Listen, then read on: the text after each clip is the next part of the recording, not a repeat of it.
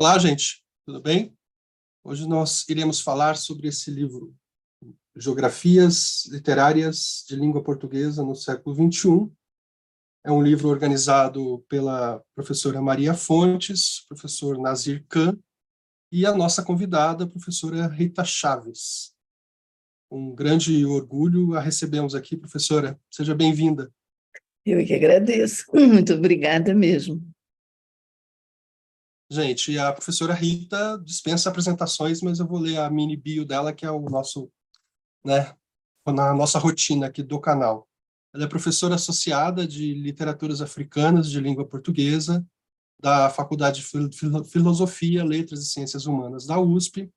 Ela possui graduação em Letras pela Universidade Federal Fluminense e doutorado em Letras pela Universidade de São Paulo, com 2 estágios de pós-doutorado na Universidade Eduardo Mondlane e um na Universidade Politécnica, ambas de Moçambique.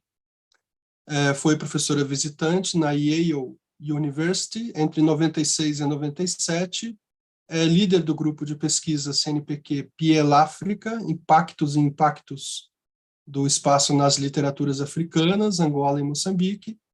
É autora e organizadora de inúmeros livros, tem uma produção muito volumosa e trabalha principalmente nos seguintes temas: literatura angolana, moçambicana, as discussões sobre África, sobre Angola, literatura e antropologia. Então é isso, esse livro é um livro de ensaios, ele contém 16 ensaios, foi lançado em 2021, tem uma introdução bastante complexa aqui sobre a discussão do espaço nas literaturas de língua portuguesa, e foi lançada por uma editora na Itália, o grupo editorial TAB, em 2021, portanto. Maravilha. Acho que a Ana vai começar com uma questão, professora.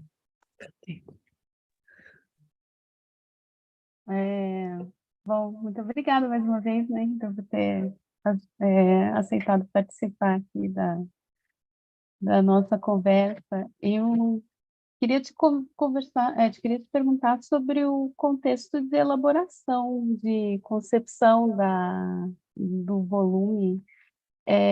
Que tipo de preocupações que nortearam os trabalhos, né? Foi um texto escrito a 3 mãos, introdução de uma coletânea ali, composta, né, como o Ricardo falou, de estudiosos e estudiosas situados em vários pontos do mundo, né? Em grande parte escrita por brasileiros, mas, né, contando com participações internacionais, chamando a atenção para a multiplicidade cultural do continente africano, mas também para esses outros contextos de língua portuguesa, né? E clamando também por uma alternativa a estudos críticos que se pautam pela unidade nacional ou que priorizam, né, enfim, determinadas fronteiras nacionais. Quais foram as preocupações, então, que nortearam a concepção desse volume? Bom dia para vocês. Eu é que começo agradecendo muito o convite para estar aqui, para falar desse livro, que foi uma aventura muito interessante. Reparem só, esse livro sai em 21, ele começa a ser preparado em 19, né? E começa a ser preparado nós éramos os 3 os organizadores. Na época, eu já estava em São Paulo, o professor Nazir no Rio de Janeiro e a professora Maria Fontes na Itália. Então, nós já teríamos assim uma geografia diversificada.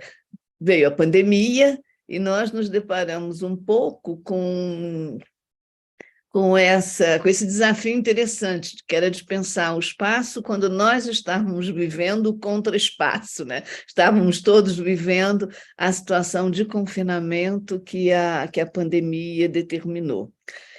Eu ainda não parei para pensar em que medida isso se projetou né, na reflexão dos autores, mas acho que é uma pista para a leitura desse volume, né? Bom, no meio desse processo, o Nazir mudou para Barcelona, então o xadrez dos espaços né, no que diz respeito à organização foi se alterando e, ao mesmo tempo, né, motivando uma reflexão, ou melhor, várias reflexões a respeito do tema.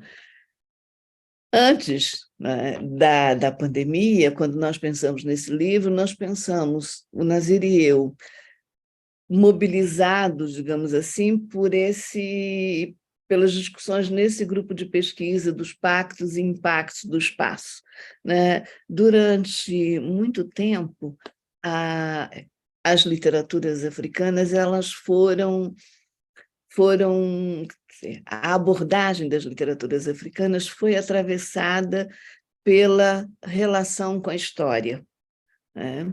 O que significa dizer que a categoria tempo tinha uma importância bastante grande. A partir de um determinado momento, com o amadurecimento, inclusive, do debate, né? E esse amadurecimento, eu não tenho dúvida, se deve a um acúmulo de leituras, a chegada de novos pesquisadores, a projeção de outras experiências nas relações com os textos, com os autores, com os contextos de produção. O fato é que nós nos aproximamos da geografia, certamente tocados pela relação também com a antropologia, né? Enfim, o que eu quero dizer é que o espaço ganhou, no nosso olhar, ganhou um espaço maior, né? O tempo se combinou com o espaço. E quando veio a possibilidade de organizar uma obra com a Maria Aparecida Fontes, que é uma brasileira, professora da Universidade de Pádua, né, nós pensamos que seria interessante focar na questão do espaço, porque isso envolve o processo de expansão dos portugueses, né, também com reflexo na sua produção literária, e nos lembramos, evidentemente, do célebre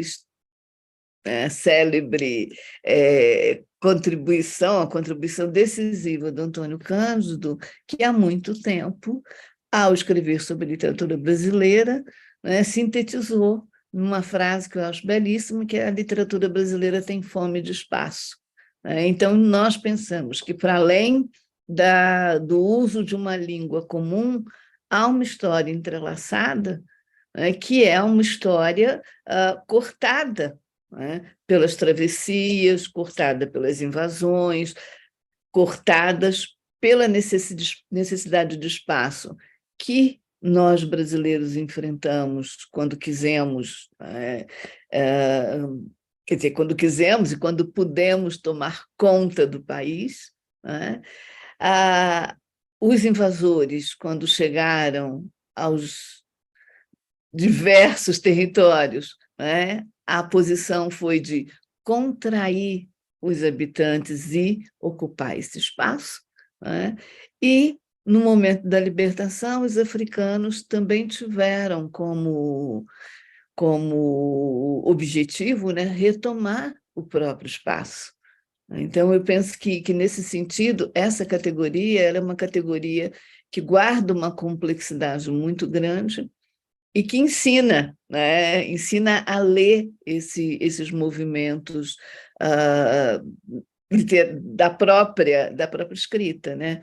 Quer dizer, é claro que nós estávamos pensando no Eduardo Said também, estávamos pensando em cultura e imperialismo, estávamos pensando no orientalismo, enfim, na Mary Louise Pratt, uma série de leituras que nos ajudaram, né, a perceber, digamos assim, a importância do espaço, né? Foi essa a motivação. E tivemos a preocupação de tentar conquistar, né, gente de áreas diferentes, né, que fossem, as pessoas poderiam abordar produções diferentes, cinema, literatura, né, ensaio, e de várias partes do mundo. Quer dizer, não ficou, digamos, tão plural quanto nós gostaríamos, né? Mas eu penso que, de certa forma, responde, porque você tem ensaístas brasileiros escrevendo sobre literatura portuguesa, você tem ensaísta, o escritor João Paulo Borges Coelho, que escreve sobre a experiência do espaço a partir do seu contexto. Enfim, conseguimos dar acreditamos, né? Conseguimos dar pelo menos um pontapé inicial, né, para a discussão desse tema. Não sei se respondi. Sim. Pois é, na introdução, né, para aqueles que não conhecem o volume, tem uma introdução chamada Pactos, Impactos e Impasses, notas sobre as geografias literárias de língua portuguesa. Eu queria lhe perguntar, professor, o que caracterizaria essa geografia ou cartografia do pós-nacional? Porque nessa introdução tem ali, né, uma revisão e uma ressignificação desse aparato teórico crítico empregado, né, na análise e interpretação das relações entre espaço e literatura. Então, essa condição contemporânea, né, de uma flexibilidade territorial, o que caracterizaria essa geografia que ultrapassa esse limite do nacional? Olha, eu penso, Ana, que, na realidade, o que caracteriza, né, essa contemporaneidade é a mesma experiência da contradição que caracterizou o processo, né, de ocupação e o processo de libertação. A questão do nacional para os países africanos, especialmente, um pouco para o Brasil também, mas eu acho que especialmente para os países africanos, ela é bastante complicada, né? Por um lado, eu sinto que há uma certa impaciência por parte, né, por parte dos africanos em relação à constituição do Estado Nacional, né, a ideia de uma cultura nacional. Há uma impaciência também por parte dos estudiosos em relação a isso, mas há vários impasses, né, que não foram ainda superados. Eu me lembro a primeira vez que eu ouvi o escritor Londino Vieira, que foi aqui em São Paulo, um longínquo ano de 1986, e um professor de literatura portuguesa, um homem muito moderno, que tinha estudado e tinha trabalhado numa universidade americana, ele acusava a questão do nacionalismo, né, responsabilizava o nacionalismo por uma certa limitação em relação à entrada dos africanos, diria assim, né, na contemporaneidade. E a resposta do Londino nunca me saiu da cabeça. Ele falou: o nosso problema é que nós estamos vivendo uma fase que vocês acreditam já terem superado. Quer dizer, a questão nacional para nós ainda é fundamental, porque nós estamos no processo de libertação e de consolidação, né, de um Estado nacional. E vocês, né, evidentemente que ele dizia vocês, mas certamente ele estava pensando no hemisfério norte, embora estivesse no sul e falando com um brasileiro, vocês já terão atravessado isso. Se nós pensarmos bem, é uma ilusão, porque, na realidade, quem atravessa fronteiras com relativa facilidade é o capital, não é o trabalhador, certo? Então, há uma ilusão, né? Há um desejo de superação de fronteiras, mas, na realidade, nós estamos amarrados a elas. É só nós pensarmos, por exemplo, na fase da pandemia, que a União Europeia, né, que é o protótipo dessa né, desse mundo solto, desse mundo, como é que eu posso definir, né? Sem fronteira, não é isso? Né? O que a União Europeia fez no momento do perigo da pandemia? Retomou as fronteiras e fechou, né? Inclusive entre Portugal e Espanha. Quer dizer, no momento de perigo, né, a imagem mais forte dessa projeção contemporânea recua, né? E recua, né, não recuou aos limites na pré-União Europeia. Quer dizer, como é que eu posso acreditar que, de fato, os africanos, ou mesmo nós, né, tenhamos superado essa ideia do nacional? Eu acho que é um raciocínio que encontra pouco lastro na realidade desses países. Quer dizer, é verdade, e aí eu penso que vale a pena ler o Rui Duarte de Carvalho. É verdade que grande parte da população, né, desrespeita as fronteiras que foram, como todos nós sabemos, artificialmente traçadas no continente africano, né? A fronteira entre Angola e a Namíbia, ela é burlada pelos angolanos e pelos namibianos. Ela é burlada. A fronteira entre Moçambique e o Zimbábue, muitas vezes é burlada também pela população, né, que encontra laços dos dois lados. Né? Mas essa burla, ela não tem, não tem impacto real na gestão dos estados.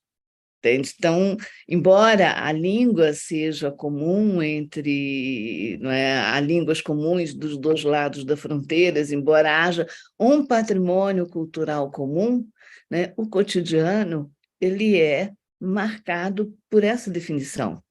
E eu penso que na literatura nós podemos encontrar marcas disso.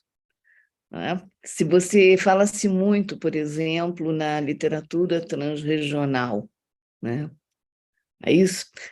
Fala-se na ideia da região como um conceito capaz de cruzar e de superar essa definição, né, histórica, cruel e tal.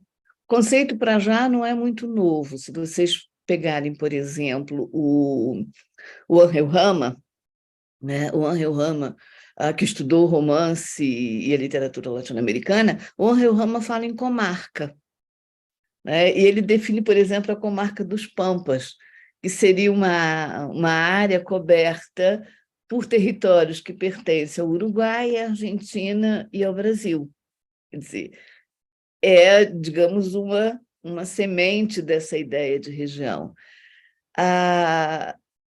O conceito não é, a ideia não é nova, talvez a terminologia, né, aspire a uma novidade. Mas eu confesso a vocês que eu acho muito difícil pensar no conceito de região para os países africanos, levando em conta que a região pressupõe uma comunicabilidade, né? E não existe essa comunicabilidade entre os países africanos. Certo? Quer dizer, a população transita, é verdade, né? Mas não é essa população que transita que produz literatura. Então, essa distância entre quem é sujeito da produção literária e quem é objeto da produção literária, ela precisa ser pensada. Quer dizer, quem já esteve em Angola, né, percebe logo que é muito mais fácil você encontrar livros portugueses, né, do que livros de Moçambique. É muito mais fácil encontrar em Moçambique também livros de portugueses do que da África do Sul. Né? Então, eu fico me perguntando como superar o nacional, né, quando esses países ainda estão vivendo uma fase de implantação, né, de uma nova sociedade. É isso ainda. Eu acho que nós temos uma certa impaciência e pensamos, nossa, já estamos independentes há 50 anos e ainda não saíram do nacional, e eu acho que aí a leitura do Mbembe ajuda muito, né? Esses países viveram um processo de ocupação no auge do capitalismo, se é que o capitalismo já passou do auge, eu espero que sim, né? Mas, na verdade, eles foram ocupados nesse processo e eles ficaram independentes também numa fase complicadíssima. Talvez se eles tivessem ficado independentes na fase do bem-estar social, anos 40, né, talvez a história fosse diferente, mas eles ficam independentes em 75, quando a gente já estava entrando, né, numa fase complicadíssima dos sistemas mundiais. Então, eu entendo esse desejo de superar o nacional, até porque o nacional não corresponderia, né, à história cultural desses países, certo? E porque o nacional, em certa medida, parece ter sido superado em outros contextos, mas para mim parece, né? Porque o que é, né, volátil, o que circula é o capital. O trabalhador ele continua pressionado. O fato de eu não precisar de visto para ir a Portugal é só uma parte pequena da história. Né? E as contradições são muito interessantes. Quer dizer, para um estrangeiro que vive no Brasil com residência brasileira, né, ele precisa, para ir à Argentina, ele precisa de visto, ele não entra com um documento, o RNE. Né? Eu acho que isso exprime, né, a limitação dessa nossa crença. Né? Então, quer dizer, não sei se feliz ou infelizmente, né, mas eu acho que ainda há essa marca. E basta ver campeonato de futebol, né? Basta ver essas outras manifestações, onde, né, o sentido patriótico, que é uma palavra horrível, mas é real, né, se manifesta. E aí não há espanhol que torça por uma equipe portuguesa.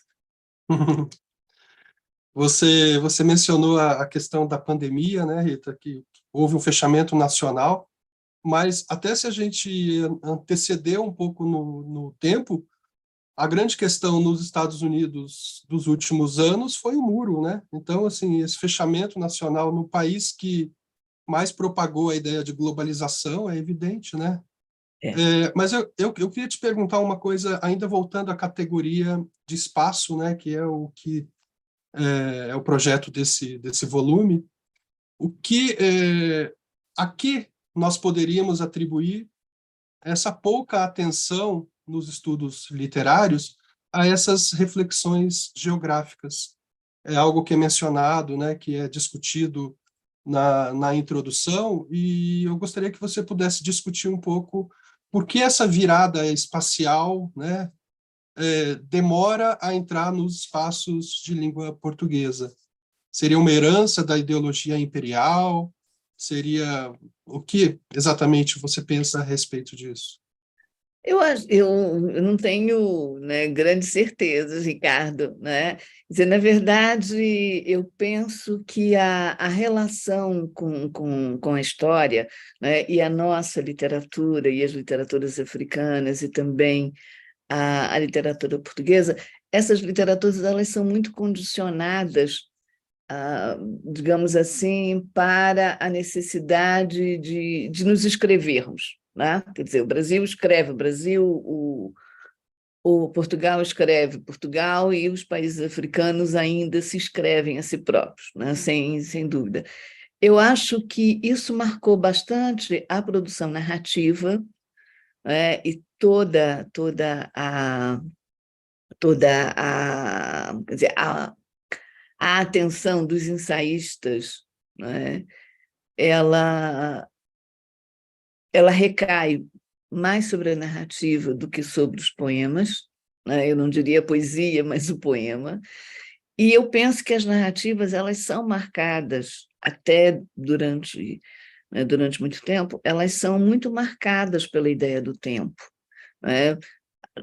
A força do romance histórico, sem dúvida alguma, é um dos sinais dessa predominância do tempo. E penso que o nosso olhar ficou condicionado por isso, né? É a ideia da globalização, quer dizer, que em tese é uma ideia fantástica, né?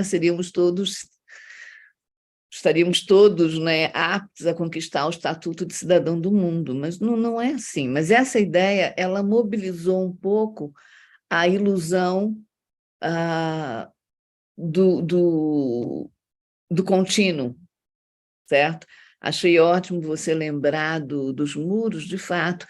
Depois que caiu o muro de Berlim, o número de muros se multiplicou no mundo, né? É um muro que separa os Estados Unidos do México, é um muro que o Estado de Israel construiu na Palestina, né? E é o muro que a Hungria queria construir, quer dizer, e há uma série de muros simbólicos que foram erguidos. Então, eu acho que essa contradição entre a ideia de globalização e o aprisionamento das pessoas, eu acho que essa ideia talvez tenha despertado o olhar. É muito...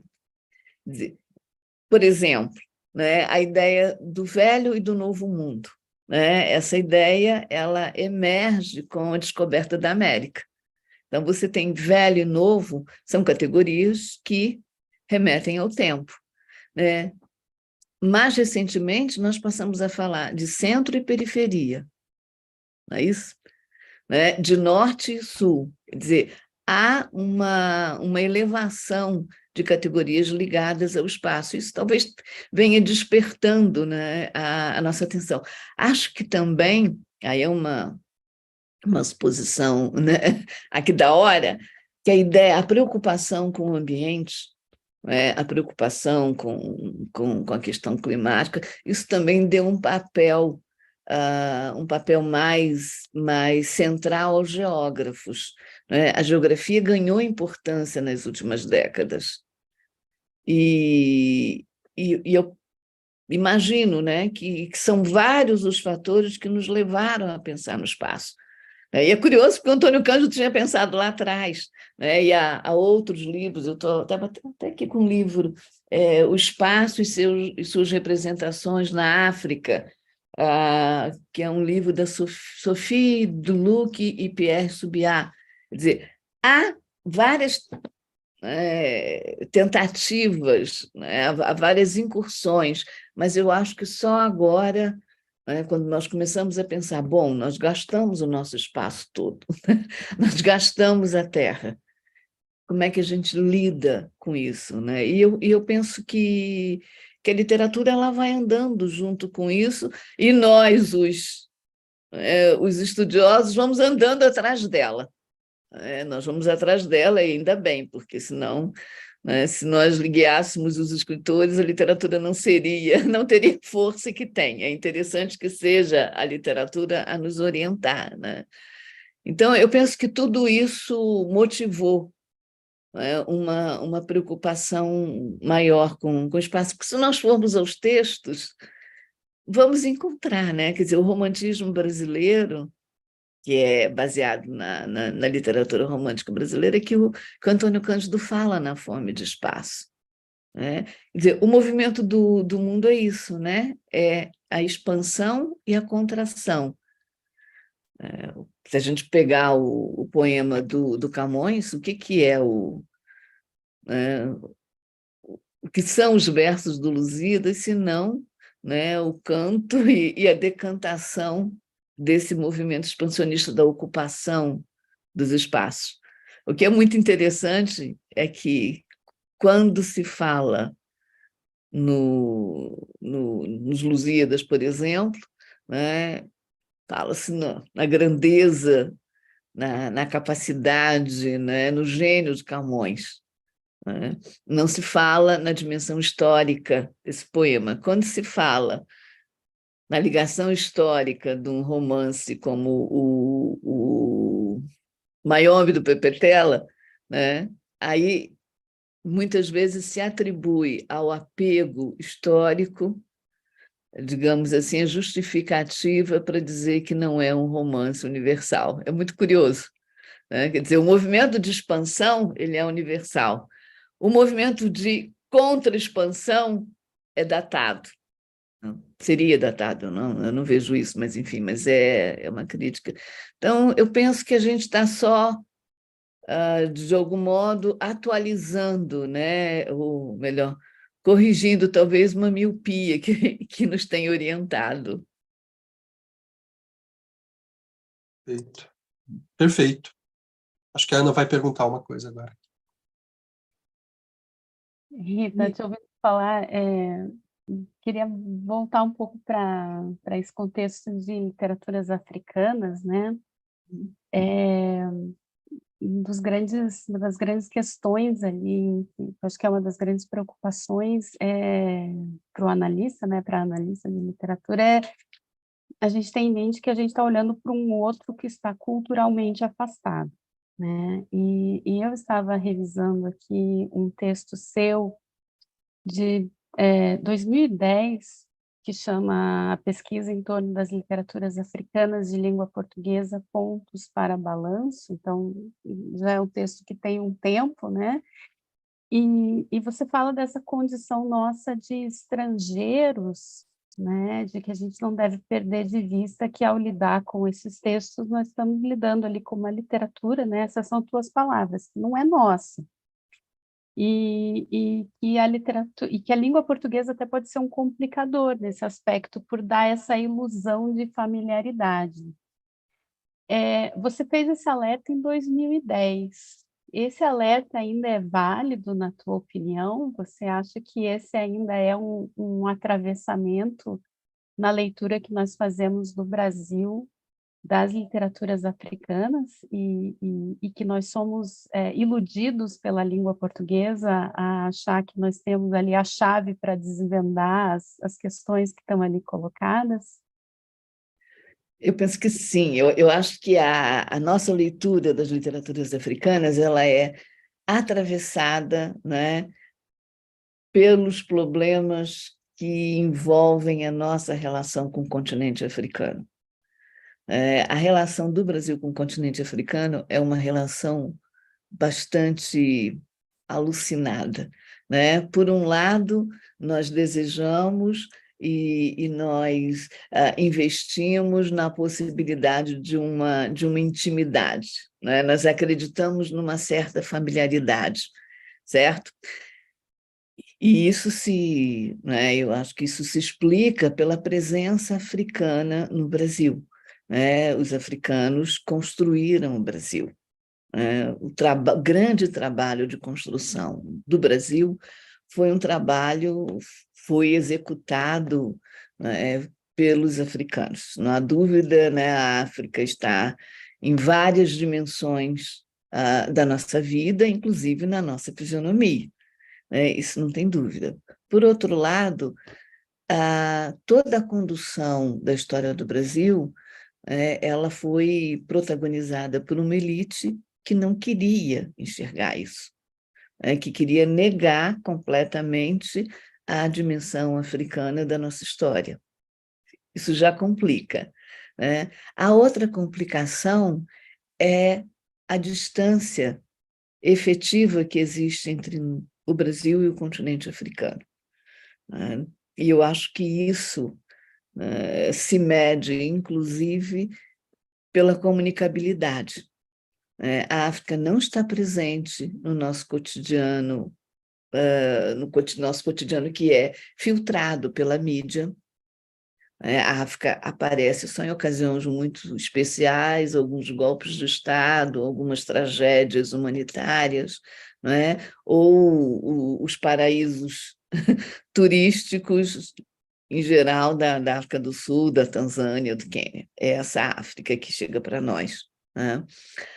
A possibilidade, né, de deslocamento entre o continente africano e o Brasil é quase, né, é quase nada, Hoje, para ir a Moçambique, ou eu passo por Angola, né?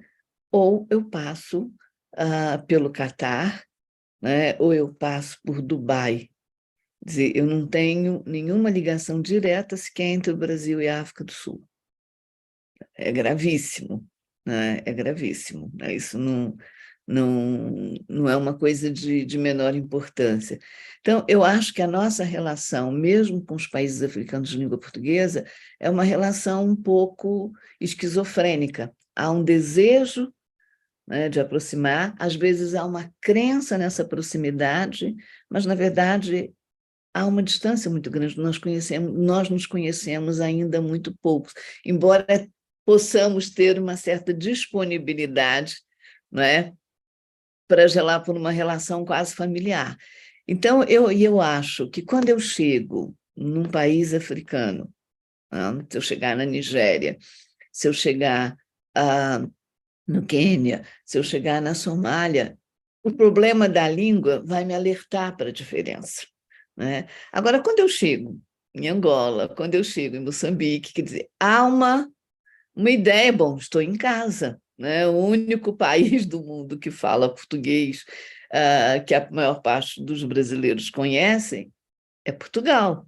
Então, eu chego na África, que tem uma geografia mais parecida com a do Brasil, né? Que tem um ritmo do cotidiano mais parecido com o Brasil, que tem uma população, né, que faz lembrar muitas áreas do Brasil, eu caio no conto da decifração fácil, entendeu?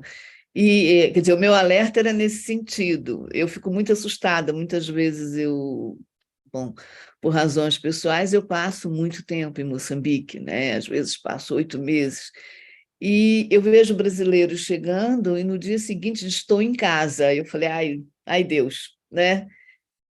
A gente não vê a casa da gente, não é? Quando você se sente em casa, você não vê o livro fora do lugar, você não vê, né, um pano que caiu, aquilo entra na sua intimidade. E eu costumo dizer que quanto mais tempo eu passo em Moçambique, mais eu me sinto estrangeira. Não significa que eu me sinta mal, não significa que eu não consiga compreender, né? Mas me ajuda a compreender o quanto de diferença há na minha forma de viver, né, e na forma de viver de uma mulher moçambicana. Há muitas diferenças, né? Então, o alerta, Ana, era nesse sentido, de que a gente precisa ter um distanciamento e não cair na tentação de decodificar determinadas imagens, né, como se aquilo se passasse no Brasil. Eu costumo dizer, há muitas Áfricas no Brasil, né, mas há muito mais Áfricas no continente africano. Então, a ideia, né, de que a nossa religiosidade é africana, não, ela veio, né, veio do continente africano, mas ela aqui se transformou. O Brasil é uma usina de transformação. Aí há vários episódios que os próprios africanos gostam muito de contar, né? Eu lembro da história do Luiz Bernardo Onuana, o escritor moçambicano, que chegou a Salvador pela primeira vez, né? E Salvador é, né, a nossa África maior, né? Pelo menos nós entendemos assim, que, né, Salvador é uma reencenação, uma transplantação da África. E o Luiz Bernardo chega lá e disseram para ele, hoje vamos levá-lo a um terreiro de candomblé para você ver se é igual. Não tem candomblé em Moçambique, né? E você vai comer uma comida africana, deram quiabo, ele disse que odeia quiabo. Então, essas questões que são anedóticas, mas eu acho que elas ilustram muito o cuidado que a gente tem que ter quando lida com essas literaturas. E eu sempre chamo a atenção dos alunos sobre a questão da formalidade, né? Durante os 32 anos que eu dei aula na USP, eu muitas vezes perguntava: a que vocês atribuem a informalidade da nossa cultura?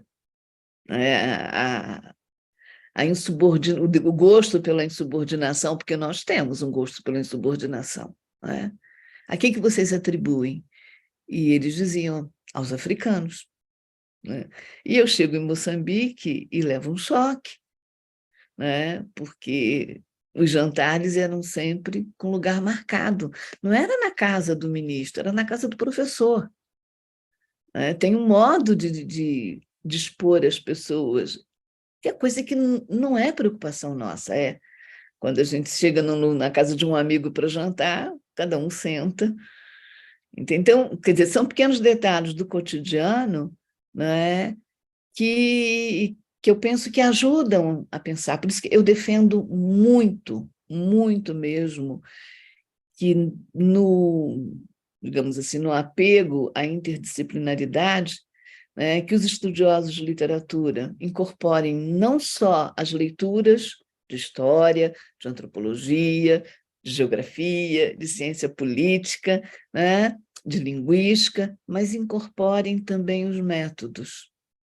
Alguns métodos de pesquisa, eles nos ajudariam muito, né, na leitura, na decifração dos textos africanos. Esse alerta de 2010, eu acho que ainda vale, porque eu acho que a gente avançou pouco nisso, sabe? Acho que os historiadores, os cientistas políticos, os antropólogos enfrentaram melhor esse confronto com a contemporaneidade africana do que os estudiosos de literatura, né? Nós continuamos ainda muito ligados ao texto, acreditando que estamos compreendendo o contexto, jogando com aquilo que a gente sabe, mas eu acho que nós avançamos pouco nesse campo, né? E aí, né, a gente pode voltar à questão do espaço, né? Andar pela Mafalala faz um sentido, né? Faz um sentido para compreender o Craveirinha, andar por aquelas ruas. Eu acho, quer dizer, é claro que não é, né, uma condição imprescindível. O que eu costumo dizer é, eu que tenho uma relação presencial com a África, não é que eu entenda melhor do que o meu colega que nunca foi lá, é que eu entendo melhor do que eu tinha entendido antes de ir. Então, se o meu colega que nunca foi lá consegue compreender essa realidade, se ele for, ele vai compreender mais ainda, né? Ou pelo menos ele vai compreender o que não sabe. Outra coisa que eu tenho defendido muito como método é a desconfiança. Eu acho que, em relação à literatura africana, a desconfiança ajuda muito. Eu leio, não é isso que eu estou lendo, eu tenho que ler de novo, eu tenho que buscar pontos, né, para orientar a minha leitura. É diferente, né? Quem nunca foi à França sabe o que é a Torre Eiffel, né? Quem nunca foi à França pode saber o que é, né, um filé à poivre. Quem nunca foi à França tem outras formas de saber que o Rio Sena é decisivo na vida de Paris. O que a gente sabe de Angola? O que a gente sabe da Zambésia? Quando eu leio um texto do João Paulo Borges Coelho, que atravessa Moçambique, eu fico pensando, quer dizer, as pessoas dizem, mas então as literaturas africanas, elas não são tão poderosas, porque se eu preciso do contexto, na verdade a gente sempre precisa do contexto, é que o contexto da França eu já tenho, né? O contexto da Espanha eu tenho, eu sei o que significa uma praça de touros, né? Eu sei o que significa um salão, né, do tempo do impressionismo. Agora, do continente africano, a gente sabe muito pouco, né? Não está no nosso patrimônio, né? Então, eu penso que, quer dizer, o movimento em direção à África é muito importante, né? E a desconfiança. Até porque o instrumental de leitura com que nós lidamos, ele, de certa forma, ele foi constituído completamente fora, né, do continente africano, certo? O aparato crítico de que eu disponho, ele não conversou, não nasceu, né, daquele quadro. Não sei se esclareci ou confundi. Pelo menos o que eu quis dizer, né, com aquele texto. Pois é, uma das questões, Rita, você tocou agora, desse falso senso de comunidade, né, que obviamente vem da língua, né, vem dessa nossa relação histórica com a África também. E aí eu queria te perguntar um pouco como você está vendo esse momento, esses últimos anos dos nossos estudos de literaturas africanas, na medida em que passamos a ter acesso a literaturas africanas de origens que não as de língua portuguesa. Né? Nos últimos 5 anos, 10 anos, acho que mais recentemente ainda, é um fenômeno muito mais recente, passamos a ter acesso às literaturas escritas em língua inglesa, em língua francesa, e se isso como que você vê o impacto disso nos nossos estudos, né? Se isso, por exemplo, poderia ajudar a desfazer esse senso de comunidade, a essa visão mais exotizante. O que você tem pensado a respeito dessa... Porque a construção dos estudos de literaturas africanas no Brasil se deu dentro dessa comunidade da língua portuguesa. Que impacto teria essa presença agora tão acentuada, que também tem a ver, claro, com a ideia de África como mercadoria, né, que circula hoje globalmente. Mas como que isso impactaria os nossos estudos hoje? Se você tem alguma reflexão a esse respeito já. É algo muito recente, claro. Eu acho que, né, um pouco da resposta já está na tua pergunta, né? Quebra um pouco o senso de comunidade, e eu acho que isso é muito positivo.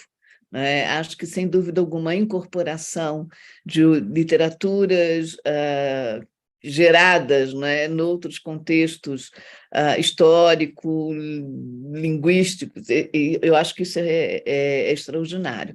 Acho que tem um perigo, né, que é a substituição de um olhar para o outro, quando eu penso que o que a gente ganha se somar os olhares, certo? Quer dizer, se a gente não abre mão do que foi construído. Né? Quer dizer, o fato das literaturas africanas terem chegado aqui, né, pelo recorte da língua portuguesa, é absolutamente, não é excepcional. Quer dizer, se nós formos a um departamento de literatura na Inglaterra, lá eles vão estudar o Quênia, a Nigéria, quer dizer, e nem vão ouvir falar, né, da literatura da Guiné-Bissau. Nós ainda ouvimos falar. Se nós vamos à França, a França estuda o Mali, estuda a literatura da Costa do Marfim, do Senegal. Então, acho que, primeira coisa, esse é um movimento normal. O segundo aspecto interessante é saber o que nós acumulamos com esses estudos. Aquilo que nós acumulamos sobre as literaturas africanas de língua portuguesa, o que isso pode ajudar a compreender as outras Áfricas. Esse é outro ponto que eu acho muito interessante. Eu acho que o processo ele deve levar em conta a acumulação e não a exclusão ou a superação. Penso que, quer dizer, que tem um dado interessante e que, né, talvez se relacione com a minha resposta anterior, é que eu não gosto, por exemplo, da ideia de uma substituição automática. Não falamos mais em literaturas africanas de língua portuguesa, porque isso tem um travo colonial, muitas vezes, né? Não é possível estar reportando ao colonizador, e a língua portuguesa é um modo de reportar ao colonizador. Então, vamos falar em literaturas africanas. Eu acho que aí nós caímos num outro perigo, né? Que é o perigo de acharmos que a África é toda igual e que os processos históricos foram vividos da mesma forma, né?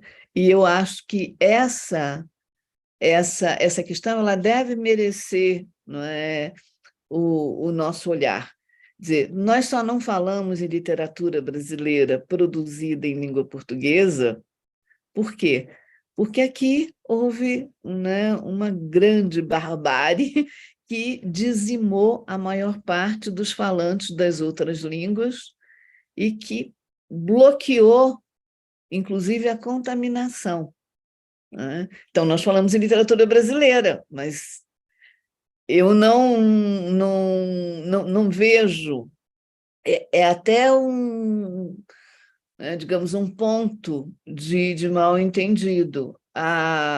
Quando nós pensamos em literatura latino-americana, nós pensamos nas literaturas em língua espanhola, não é? É um equívoco, mas nós não nos vemos frequentemente como latino-americanos. Nós somos brasileiros, os argentinos, os chilenos, os bolivianos, né? Os panamenhos são latino-americanos, certo? Então, quer dizer, essa distinção ela foi dada pela língua, né? Ela é hoje sentida principalmente pela língua. Então, se a língua portuguesa constitui uma barreira para eu pensar a relação Brasil, né, Bolívia, certo? Então, eu acho que a língua portuguesa também ela deve merecer a minha atenção quando eu penso na relação entre a literatura angolana e a literatura do Congo, né? Ou a literatura do Quênia, né? Entre a literatura moçambicana e a literatura do Zimbábue, da Tanzânia, não é? Quer dizer, há muitas histórias comuns entre Moçambique e a Tanzânia, mas a língua oficial, a língua em que a literatura é produzida, né, ela constitui um dado diferencial. Então, eu acho que a chegada, né, da Chimamanda, a chegada do Maboncu, né, todos esses... Agora, a Capulana tem publicado, né, uma escritora zimbabueana, eu acho fantástico, né, acho fantástico, mas acho que a gente não pode abstrair, né, as diferenças entre os países africanos, entre Angola e Moçambique, né? Entre Angola e Cabo Verde, entre Moçambique e Cabo Verde, quer dizer, a questão da diferença ela tem que estar muito, muito acesa. O rótulo, Literaturas Africanas de Língua Portuguesa, é uma estratégia, porque eu não vou conseguir, em nenhuma universidade brasileira, abrir um concurso para literatura angolana, né? Não vou. Eu não vou conseguir isso. Quer dizer, mesmo... Muitas vezes me fazem muitas perguntas sobre Cabo Verde, sobre Guiné-Bissau e São Tomé, e eu digo, olha, gente, eu só me sinto à vontade para falar sobre Angola e Moçambique, né? Se eu só me sinto à vontade para falar sobre Angola e Moçambique, né, eu não posso falar sobre a literatura da Costa do Marfim com à vontade. Quer dizer, né, se o rótulo de literaturas africanas de língua portuguesa já é problemático, mais problemático ainda é o rótulo de literaturas africanas, entendeu? Eu penso que a nossa atenção ela tem que levar em conta as singularidades. A gente não fala em literaturas europeias, fala. Quer dizer, quem conhece literatura da Inglaterra não conhece literatura italiana. Quem conhece literatura espanhola muitas vezes não conhece nada da literatura portuguesa. Então, eu pensar que, não, vamos substituir literaturas africanas de língua portuguesa, rotula, então, literaturas africanas é mais amplo. Né? Mas com esse perigo. Agora, em relação à ampliação, aí eu acho que é uma coisa fantástica, eu acho que é um sinal de maturidade, né, da nossa parte. Trazer outros contextos, isso é excepcional para um país com tão pouco investimento, né, no campo da literatura. Isso eu acho muito positivo, mas não acho que a gente deva substituir ou que a gente não deva ter atenção à questão da língua, né? É uma marca colonial? É, mas a África não se livra disso, né? Nós não nos livramos disso, né? O mundo é colonial. Né? Perfeito. A gente tem feito aqui, né, algumas entrevistas com especialistas de literaturas africanas. Entrevistamos a Sandra Souza, a Helena Brugione, o próprio Nazir, a Fernanda Gallo, mais recentemente. E uma pergunta que eu sempre faço para esses especialistas é quanto ao impacto da Lei 10.639 nos nossos estudos. Eu queria te perguntar a mesma coisa, como é que você vê esse impacto dessa lei no desenvolvimento da nossa área de estudos, se você vê, né, se você tem uma visão de que isso tenha chegado à sala de aula também, nos outros níveis de ensino, como pensar, então, esses 20 anos dessa lei e que passos deveríamos tomar a partir disso, né, que foi construído nessas 2 décadas? Olha, eu sou bastante otimista. A lei faz 20 anos agora, fez 20 anos em janeiro, né? E foi muito interessante porque foi a primeira lei sancionada, né? A primeira lei assinada pelo presidente Lula em 2003. E, felizmente, em 2023, a gente conta com ele de novo, né? Eu acho que, evidentemente, não trouxe os resultados que nós gostaríamos, mas ela trouxe os resultados que foram possíveis, certo? Houve uma mudança. Houve uma mudança e nós percebemos essa mudança, por exemplo, na redução da miopia editorial brasileira. Era impensável nós termos lançamentos, de autores africanos de língua inglesa, de língua francesa, de língua portuguesa, aqui no Brasil, como estamos assistindo.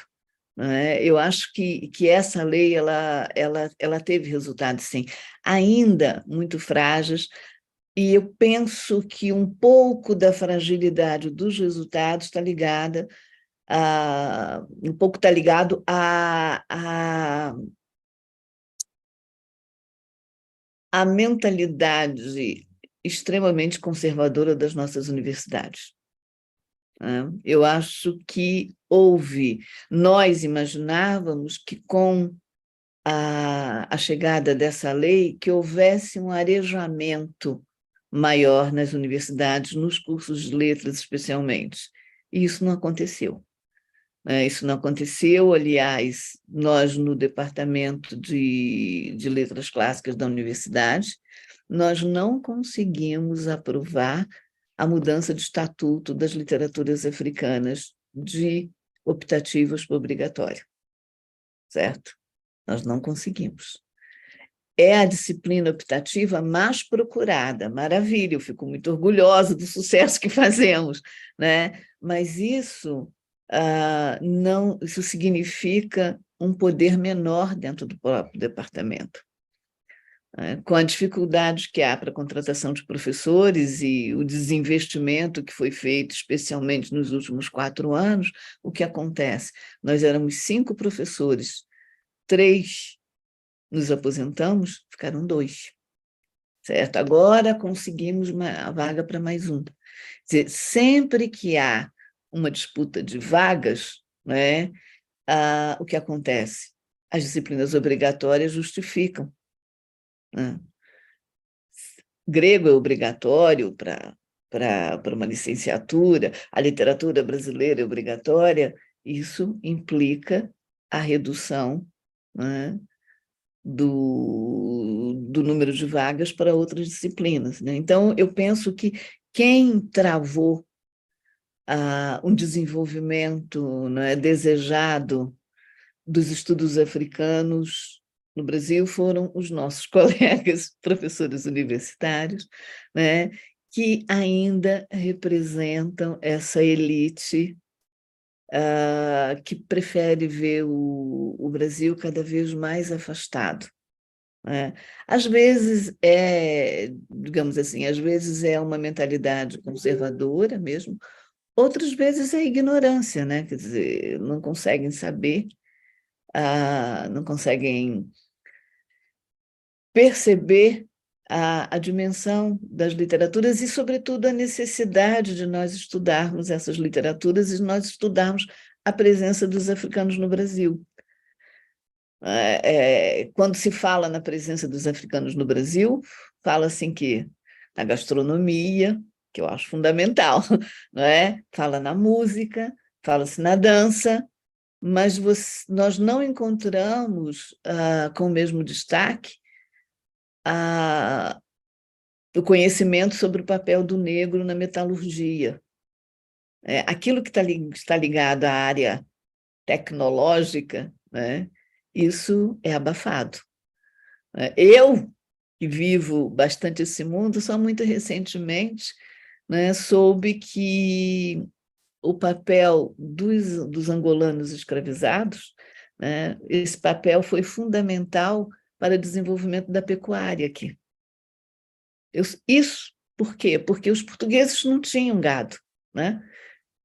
Quer dizer, não tinham a prática do gado. Então, trouxeram os angolanos, sobretudo os do sul, aqueles que são estudados pelo Rui Duarte de Carvalho, para desenvolver a pecuária aqui. Quer dizer, é um dado, né, tão sutil, mas é tão importante, eu nunca tinha visto nenhuma referência a isso. Foi graças a um curso que eu fiz na pandemia com um moço que eu considero muito bom, que é o Rafael Galante, foi que eu aprendi isso. Então, reparem, há uma indisponibilidade por parte do mundo do conhecimento no Brasil em relação ao continente africano. É o que, né, nos leva a esse olhar exotizante, né, a essa postura que folcloriza o que vem de lá. Essa batalha, Ricardo, a gente ainda não venceu, né? Mas eu penso que, de qualquer modo, a assinatura da lei deu, né, deu um movimento muito interessante e ela funciona, de certa forma, também como uma ação afirmativa, né? Sim, Ela sim. funciona como uma ação afirmativa. Há um trabalho interessante de uma diplomata brasileira, Irene Vidagala, uma tese que ela defendeu no Itamaraty, em que ela fala, inclusive, sobre a política de relações exteriores que foi proposta pelo Lula, como também uma forma de ação afirmativa, né? De política, porque a gente precisa mudar esse sinal. Não vou dizer, vamos virar de costas para a Europa, não, né? Não é preciso substituir, mas é preciso acumular. Eu acho que a lei, de certa forma, né, ela provocou. Penso que o impacto foi maior nos cursos de história, né, nos cursos de ciências humanas, do que nos cursos de letras. Isso é uma pena. Mas, de qualquer modo, era impensável. Há 25 anos atrás, né, essa multiplicação de teses, essa multiplicação de propostas editoriais, certo? É pouco, né? Sim. A gente acha que é pouco, mas, de qualquer modo, eu penso que a gente tem que partir disso, né? Acho que esses anos, inclusive, quer dizer, com o acúmulo que nos deram, esses anos já nos permitem discutir aquilo que era quase que sagrado, que é a diferença entre o Brasil e os países africanos, discutir a contribuição que as literaturas de outras línguas podem trazer. Então, eu acho que a gente saiu um pouco do gueto, E isso é fundamental. Penso que muitas vezes nós temos a tentação do gueto, né? Nós gostamos desse lugar torto, né? Ai, a literatura africana tem uma salinha pequena na universidade. Eu não, eu queria um grande salão, sabe? Eu acho que a gente não tem que se conformar com esse papel subalterno que nos atribuem, né? Nós temos que ocupar espaço, né? Temos sabe, que levar para cima. Mas os 20 anos da lei já trazem, né, um alento. Mas foi pouco comemorado, né? Ainda, né? Eu acho que a gente está na ressaca dos últimos 4 anos, né? Acho Nós que é estamos num pouco isso. processo de reconstrução. E isso eu acho que é um dado, quer dizer, que é um ponto importante, né? Temos que colocar isso na nossa agenda. Sim, maravilha. Quer falar, Ana? Eu queria te agradecer, Rita, pela tua disponibilidade, pela disposição de conversar com a gente. É sempre uma aula ouvi-la. Imagina. E isso, nós vamos deixar na descrição do vídeo os dados sobre o volume, né? E também um link para as pessoas que se interessarem em adquirirem, mas agradecer sempre a tua generosidade de estar Imagina. disposta a trocar ideias e enfim, né? Sempre que vocês quiserem. Sempre que vocês quiserem. Eu costumo dizer que a coisa que eu mais gosto na vida é de falar. Eu gosto muito de falar, notado. E gosto muito de falar sobre as literaturas africanas, então nem é trabalho, tá bom? Sim, muito bom. Então, muito obrigada para as pessoas que nos assistiram aqui. E na próxima semana voltamos com outro livro. Até lá. Tchau, tchau. Tchau.